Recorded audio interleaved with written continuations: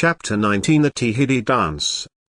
Boxing Day 26th of December 1790, links to S2E2 for the morning after Christmas Day dawned cold and crisp and to the sound of thumping from the kitchen below. Not yet sunrise, Jemima roused herself from her cozy dream of the evening before, dressed in her wake's dress and descended to find Mrs. Vaughan and Humphrey Davy filling up baskets and boxes to be taken to street Telios for distribution to the poor. Humphrey told Jemima everything of his stay with his mother, his eldest sister arriving with her family for the day, the excitement of the twins who were both to be wed in the spring. "And Mr. Duncan even came to church with us. Mother said it was a Christmas miracle, and he spoke very highly of you, and how you spoke to the leisure shareholders. It is a pity Captain Poldark did not listen, for he might not have sunk to debt and been imprisoned as a bankrupt. And what is he doing now? Has begun a boat-holding venture with Mr. Blewett and Mr. Harvey of Hale. Won't touch mining again, he says." "That's a pity," Jemima told him. "If only I had been born a man, then Poldark may have listened and some of people's lives might have been changed to the good." Humphrey stopped packing the bread folds onto his basket and looked at Jemima, at a loss as to what to say. But he soon found something. "There's going to be something for you soon, Jemima, something in mining, he said to tell you." "Mr. Duncan said that?" Jemima shook her head as she passed Humphrey the pies. "I would manage my own mine." "Did he say what?" Humphrey shook his head. John Withering bade them goodbye as they walked out and told Jemima to not get muddy. But after they had given the food to Mrs. Giddy, they went looking for animals, Dick taking pot shots at rabbits that had dared to brave the cold, with the rifle Duncan had given to him for Christmas. "He is doing well, with his business now, with the need for small boats for the Navy. Better them than I." Jemima shivered at the thought of the open water. Humphrey placed a brotherly hand on her shoulder. "You still disdain the sea, after all this time?" He smiled empathetically to his friend. "I manage, when I must. And your father says he will let me some of his patients. Mr. Duncan is pleased." He offered Jemima the gun, and she made a good shot at a hare, though it got away. "And Mr. Duncan is pleased you got your place at the Royal Institution under Dr. Young?" Humphrey nodded. "He will be," Humphrey told her.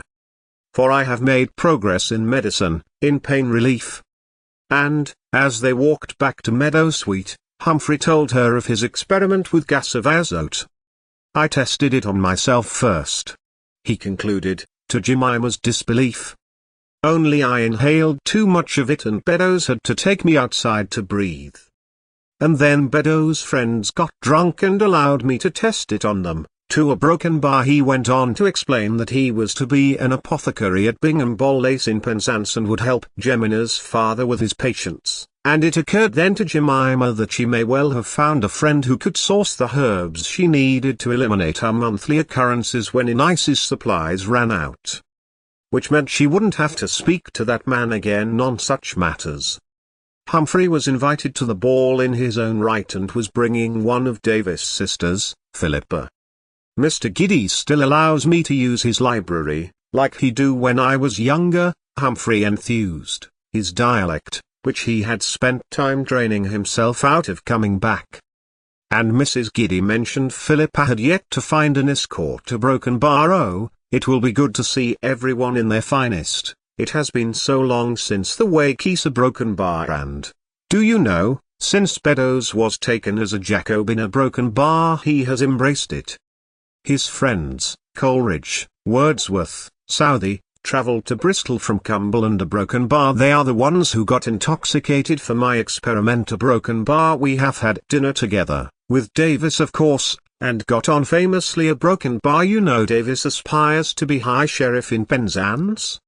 He is coming back in the spring at Broken Bar." And the two friends, Humphrey talking, Jemima listening, walked back arm in arm, as they used to do when they were younger, wondering about who would be attending with whom and what the party would be like.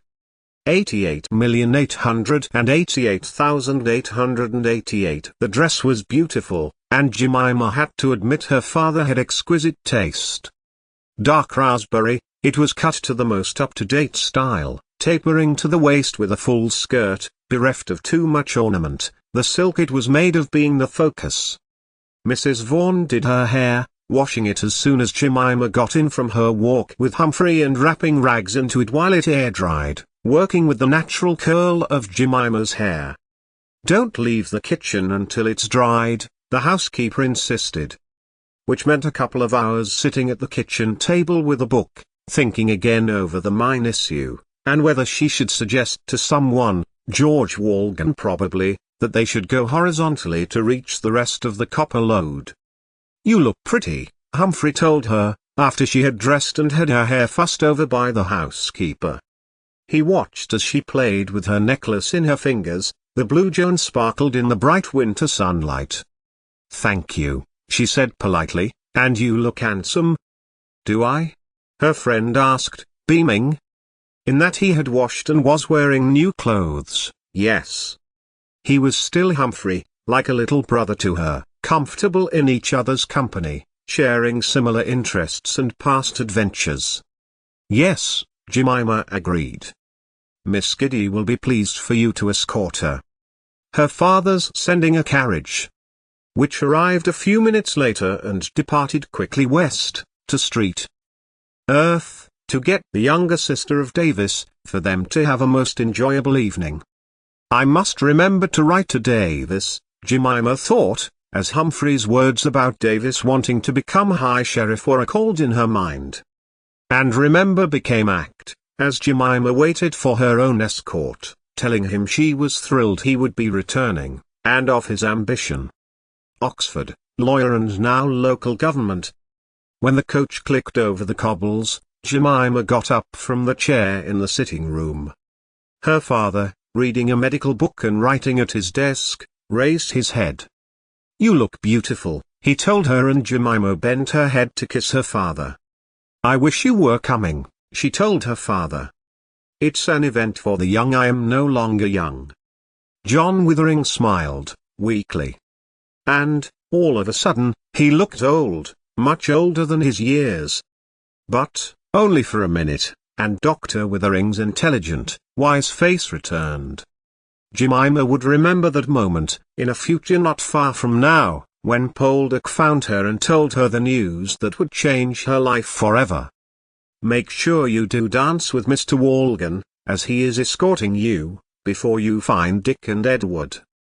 "No, Edward has gone. He will be up in Coal Brookdale this week, working with Mr. Darby," Jemima told him, and John Withering waved a hand towards her in acknowledgement.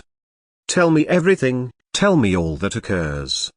I will come to the next one, I promise." He clasped her hands in his for a moment and Jemima kissed his cheek. "Go now, don't keep the young man waiting." For a knock had come to the door, and Mrs. Vaughan had opened it. Indistinct words were being exchanged and she would be showing George Walgan to the drawing-room, down the hallway. Jemima waited for the door to close, and she stepped out of the sitting-room, her father nodding as she left. It seemed strange that Mr. Walgan was standing there, waiting for her, bowing his head and extending her hand. Perhaps Jemima was still expecting the joke, that her father had been teasing and Dick Trevithick would be standing there. Instead, it was Walgan, stiff in what looked to be new clothes, dark orange coat and breeches, silk shirt, silk stockings, black patent shoes. He was the image of respectability and wealth, and was playing the part of a gentleman to perfection. How different was this to March, when she had gone to Trentham with the Wedgwoods in a borrowed dress, with Thomas and his sister all together, and had been allowed to talk to whom she liked, including Brindley and William Smith, the geologist and mining surveyor. "Well, Miss Withering, I hardly recognized you, used so I am to your work clothes," Walgan told her, and held out a hand. "You are breathtaking." "And yourself, Mr. Walgan," Jemima replied, politely. "A gentleman in gentleman's attire." George Walgan smiled, and they left Meadowsweet, talking lightly of the evening, and wheel leisure and the pumping engine. A pump would not be needed yet, until the stratum gets down to the 40th, that is my opinion. Unless the land has changed much since I left, Jemima told him, when Walgan asked of the Cornish engine. Of Granbler, I could not see, for I have never been inside her. Would you like to? I would like to, Jemima replied, her eyes brightening with hope. It would help us estimate what is in leisure a broken bar, but I have broken with Poldark. Now the Cornish engine is finished, we are busy fitting them to many customers. Miss Withering a broken bar. The coach travelled now, in the darkness through the rising of a hailstorm. Jemima turned to look at him. I only thought you wished to say something more. And she did, and she asked George Walgan to keep what she told him to himself. I have been successful with Master Trevithick, and I have had the privilege and pride to be able to stand beside mine captains and owners knowing the pumps were our fitting will remove water faster and with far less coal than the pumps they had before. But I was grieved to leave leisure. You had no choice, I can see that. Because I am a woman, Mr. Walgan, she told him. I know I speak plainly. I value it, George encouraged. Jemima smiled in the darkness. Since the moment Dr. Withering's wife took me from the fate of being buried beside my mother, and they took me as their own daughter, I have been privileged, spoiled some might say, to be afforded such opportunities as to read, write, be educated, be allowed to apply my mind where I wished. But herein lies the problem. Because the facts came from my mouth, that of a woman, Poldark doubted my evidence. He refused to back my plan, and I am convinced that, as a man, he wouldn't have. There was silence for a moment, and George Walgan moved back from Jemima. If she were to think it was he was disdaining her, she was about to be shown wrong, for the man took Jemima's hands, and she turned to him. It is not you, Miss Withering, it is that man. I am no woman, and I had the misfortune to be schooled beside him. I offered him many opportunities to improve his station, and at every turn he thwarted my offers, he and his cousin. In the moonlight Jemima saw him shake his head. So many people would be richer now, really wealthy. A broken bar. You heard my evidence, sir. And there has been more to agree with what you said, Walgan told her. Henry Betties, of Granbler, is now mine captain at leisure, and he believes that your estimates are correct. He too has seen for himself the start of the load that you yourself identified 2 years ago. Truly? Jemima felt her heart soar.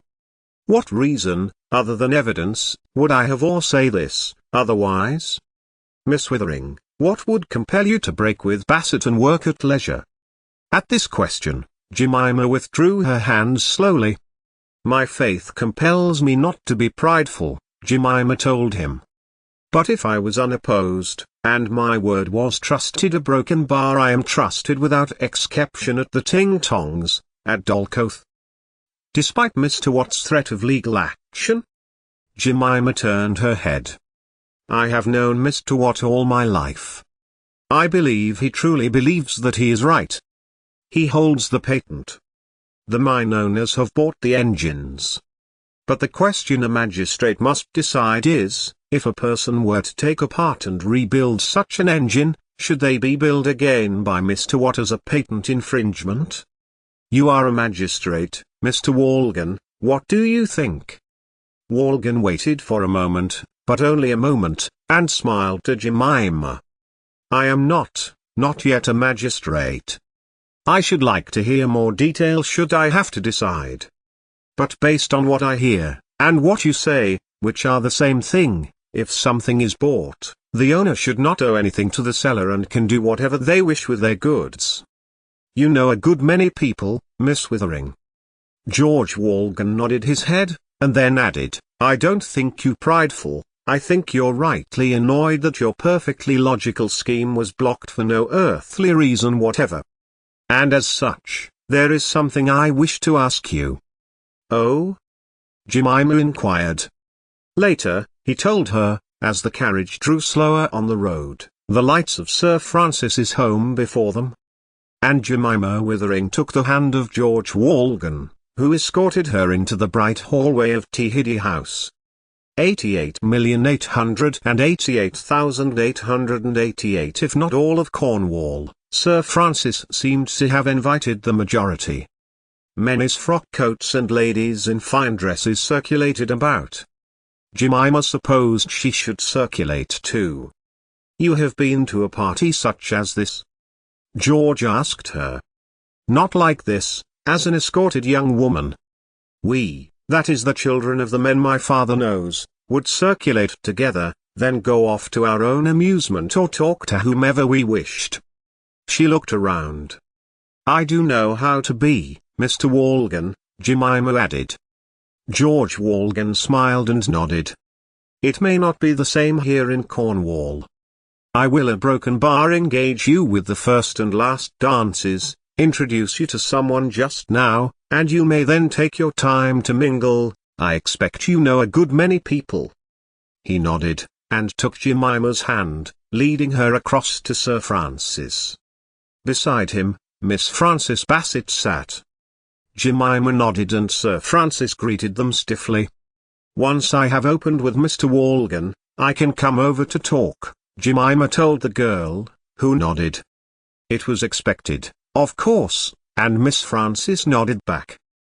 "Wasn't I to have a mine, father?" she asked as Jemima moved away. "I fancy Ishmael's to myself, and that young woman to captain it." Jemima glanced over her shoulder to see Sir Francis bending to his daughter and talking to her. Perhaps they sensed her uneasiness at being at that thing no definite future. Should Miss Bassett ask her, Jemima would not hesitate to say yes. "Miss Withering, you know the Reverend Hals?" "I am acquainted with your father, dear girl," Edmund Hals exclaimed. "Reverend Hals is a magistrate. Pray, Miss Withering has a question about a possible impending order, is that not right?" "Yes," Jemima agreed. "I am sure you have heard of it." "Mr. What?" George Walgan moved off towards Ray Penveen as Hals began to speak to Jemima, and the conversation turned from the thorny topic of patent litigation which could, ultimately, come to Lord Bassett's store and to mining and the Wedgwoods, for he had an interest in the China clay mines, from which Josiah Wedgwood bought the raw material for his plates. "Mrs. Hals will not use anything else," he told Jemima. "It's queensware or nothing, in our house. And to know the clay comes just east of us, at Luxullian. Do you perhaps know William Cookworthy a Broken Bar? ... Perhaps my father does a Broken Bar and Henry Bone? He has interest to a Broken Bar and so on, until the topics of China clay, Methodism, you do not drink, Miss Withering a Broken Bar? And the potentially dangerous situation over the channel had been exhausted. "I cannot say anything either way," Jemima told Reverend Hals, "but there surely has to be something for people to eat. Surely everyone deserves their daily bread." "Ha! Spoken like a Jacobin. If you were a man, Miss Withering, I would call you out." "Ha! Yet I know you to be a very clever woman indeed and have managed to make the Cornish engine with Trevithick, and proved all of Sir Francis's mines of their ore. You knew what was there, girl." "How'd I do it?"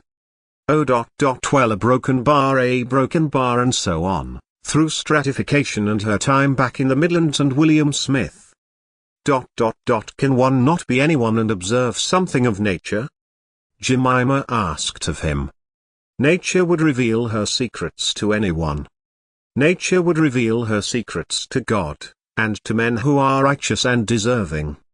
Now, I would agree with your friend Davis, that it is a waste to educate all men, because it will leave them dissatisfied a broken bar." So Jemima discovered that she was growing to dislike her father's friend, Hals, and also that Davis must be well enough known to Hals that he knew of his plans. "But, he would know Edward Giddy, of course." "But you are the exception, my dear, for you are Cornish, not Midlander, Though you may talk as one of Thema Broken Bar, did you not know it was I who baptized you, my dear, into the Anglican Church? Knew you my parents, then? Jemima was compelled to ask. Reverend Hals gave a small smile. For my part, I was just glad not to have been burying one of God's creatures alive, as you were. No, only 3 people in the world knew, your father and mother, of course, Dr. and Mrs. Withering, and Edward Giddy. Your father went to see your birth father, of course, but he was stricken with the loss of his wife via Broken Bar. Hals patted her arm. You are as Cornish as I am, Miss Withering, dear, and I expect you are glad to be so. It's what Jemima knew already, and she hadn't expected to hear this that night. She glanced across to George Walgan as music began to play. Miss Withering, Walgan said, when he approached her. The gavotte. They danced, moving backwards and forwards, gentlemen in a line facing the ladies, and Jemima was taken back to a dance when she was very young, where she and Gregory Watt and Thomas Wedgwood, who was even younger than Jemima, had snuck out of bed and were watching through the railings of the minstrel gallery as their parents and friends danced. George moved lightly, his feet soft, his frame high. A great teacher had taught him, and Jemima felt the effort was rather wasted on her, especially when she caught the eye of Dick Trevithick. They were to open with the first and close with the last, and already George Walgan was glancing beyond Jemima to more men with whom he wanted to speak.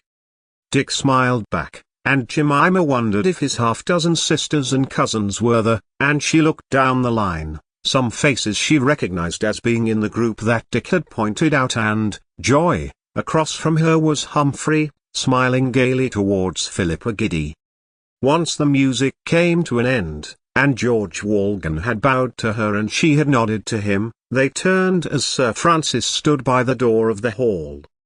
Supported on a crutch was his daughter, who was dressed exquisitely in dark blue that went with her long, chestnut hair. She resembled her father in her facial features, rectangular face, sharp, inquisitive nose, small eyes which were taking in everything. All were waiting for Sir Francis to speak, and he waited until he had silence, and beamed a smile to them. Friends, I thank you for brightening this cold, snowy evening with your presence. This year has been a happy one, not least with healthy profits from our mines, but for the hard work and great success of our pumping engine. He glanced over to where Dick Trevithick, who had not danced, standing by his father, was stood and nodded. Had it not been for the expert skill and ingenuity of 3 young people, the ding-tongs would not now be renowned for the Cornish pump. I speak, of course, of Dolcoath's own master Dick Trevithick. Applause filled the air and Sir Francis gestured Dick over.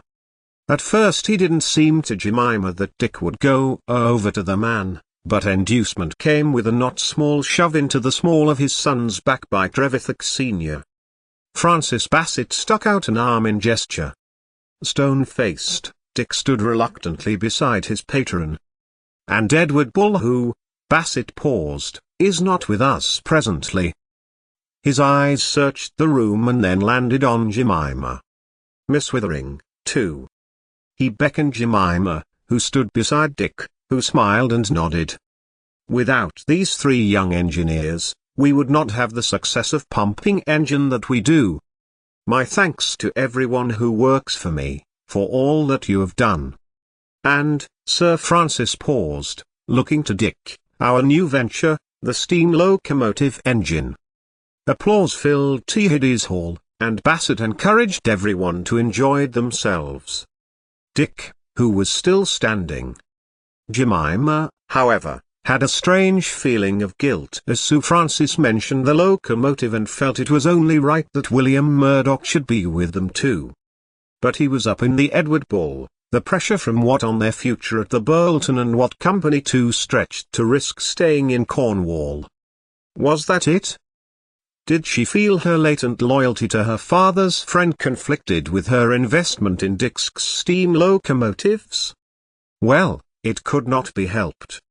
And, as the guests began to mingle, Dick turned to Jemima and smiled. "I didn't want to come. I do dislike all of this." "Did you bring anyone?" Jemima asked. Dick nodded to where Philippa and Humphrey were standing. One of Dick's dark-haired sisters was talking to her. "Emma. She'll be off talking a broken bar gowns and such with Davis' sister, and our cousins." He nodded to the Teague girls, the one being married still not able to drag herself away from her sisters while her husband, John Trevornance, was busily chatting to George Walgan. "Have you met Henry Harvey?" Dick asked suddenly. Gemina's heart sank when she saw the boat builder talking to his sister Jane. She had. Henry had been over to Golcoth before Dick and Edward had been over to fit the Cornish engine, and Jemima had felt pleased she had been spared the interrogation from the sister. Before she could object, however, Harvey had trodden a path to them. "Good evening, Miss Withering." Henry, a fair-haired man, nodded and Jemima replied. She listened as Dick talked about the different solutions for removing barnacles and then about the engine, a subject Jemima was more interested in listening to. They had saved half of their running costs so far, so efficient the engine had been, which had boosted their business no end. "And in the Midlands a broken bar minanas," Harvey continued, "they could avail themselves of such a machine?" "Perhaps," Jemima replied, not knowing how to correct the man of his ignorance. "A more efficient machine would be good to hear in the ears of any mine owner. Mr. Watt, however, has the monopoly, and coal is acquired with his pumping engine." Dick nodded, then bent his head to Harvey. "Until the patent runs out, then any manner of steam engines can be made. Why, you may even have yourself a steamed ship, think of that, my friend." "Would you like to dance, Miss Withering?" Henry Harvey asked. And he partnered her in the almond, catching her eye every so often, and asked her about Cornwall and her time in the Midlands. Who would have guessed Jemima's future there? Would she come back to that moment and change it if she could? Jemima would since wonder. But she supposed she would always have parted from Dick and taken Henry's hand. Not too far away Dick was dancing with Jane, Henry's sister. "Of course you aren't not Cornish yourself," the boat builder told Jemima. Jemima felt herself bridling at the assertion. "And why do you say that, sir?" Jemima replied. Henry Harvey's face fell. Then brightened. "You do not know the Cornish way of swimming in the sea at New Year, nor leaving out a shoe. And your manner of speech a broken bar." The dance wove to a close. A singularly bright and tuneful cadence, to my ear. Henry Harvey looked past Jemima to the interjector.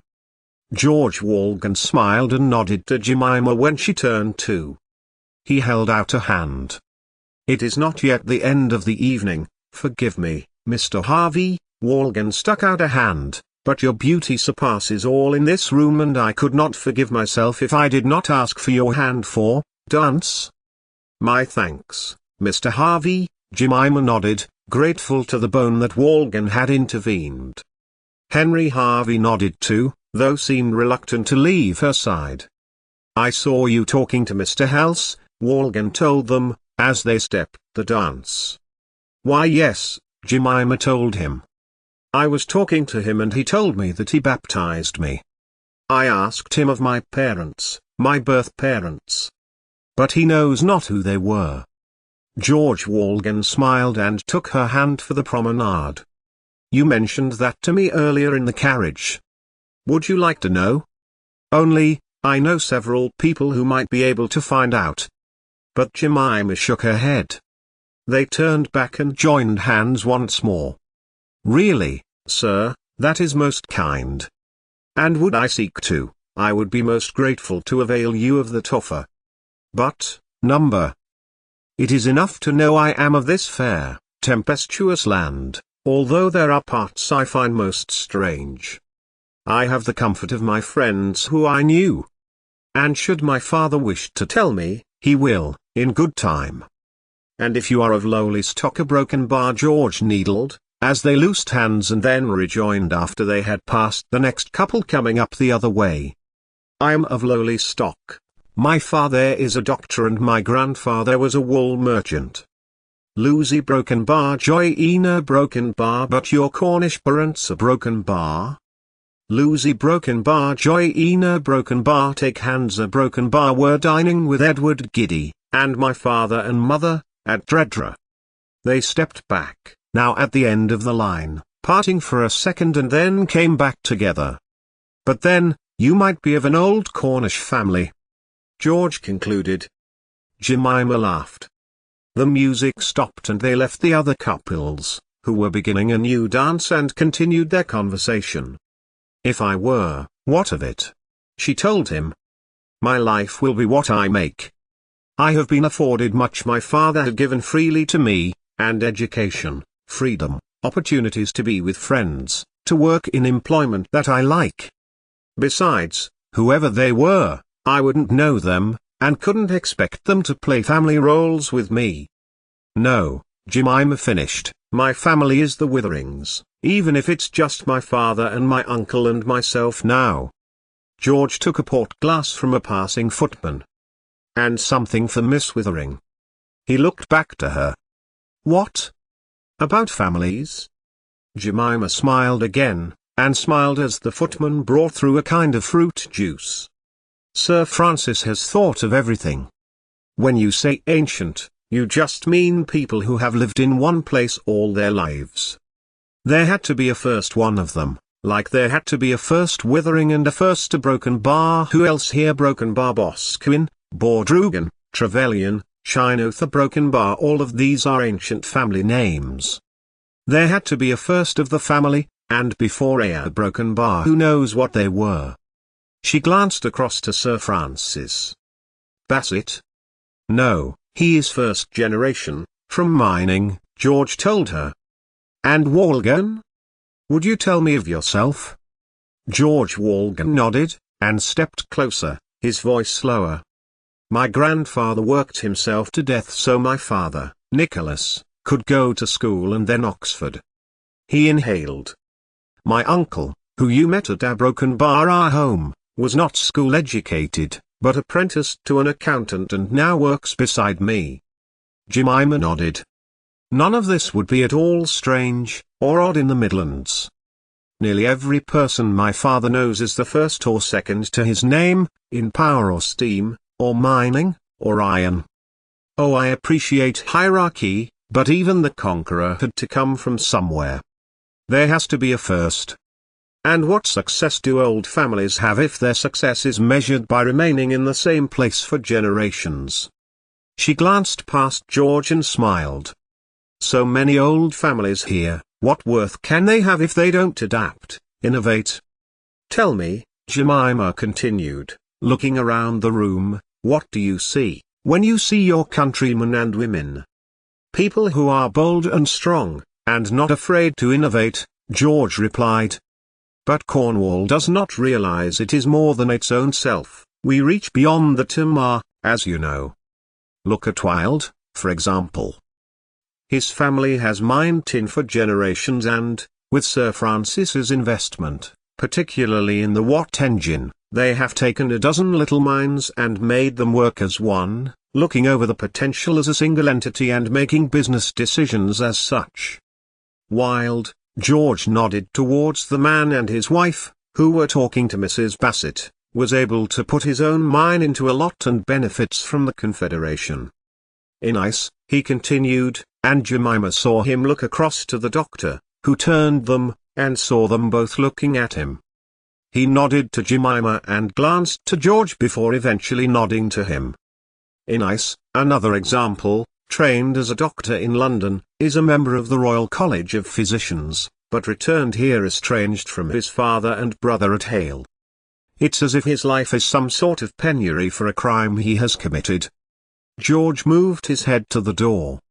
There's Miss Caroline Penveen, an heiress who spends a lot of her time in London, but frequents home with her uncle, with whom you conversed, Miss Withering, Mr. A. Penveen.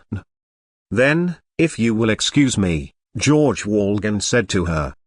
He glanced over to the window where Hals was standing talking to Henry Harvey. But then broke off. Jemima's heart sank as she looked where Walgan was looking. Two people were announced at the door.